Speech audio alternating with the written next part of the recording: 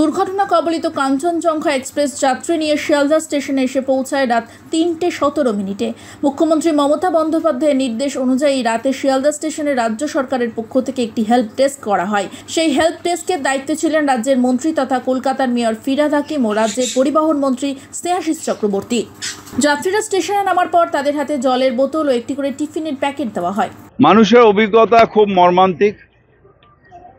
3 দিন ধরে ট্রেনে রয়েছে, শিলচর থেকে আসছে, কেউ ত্রিপুরার থেকে আসছে।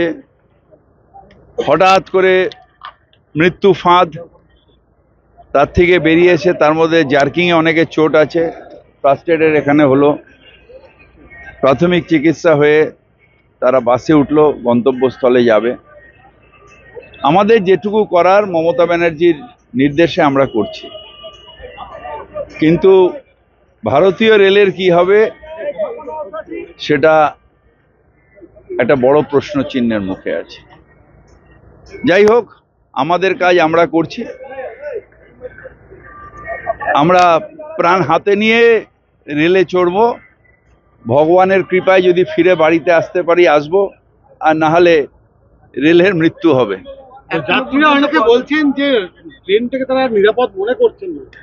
আমি নিজেও মনে করছি না। আমি বন্দে ভারতে যাওয়া আসা করি, এই মালদা যাই, বোলপুর যাই। এখন তো মনে হচ্ছে যে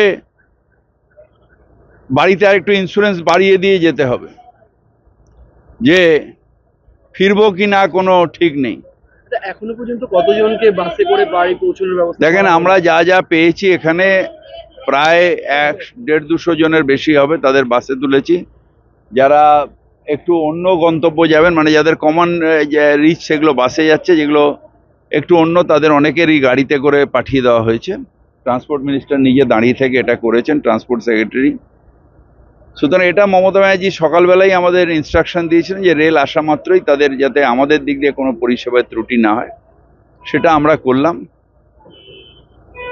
এনাদের ব্যাপার ভগবানই জানেন।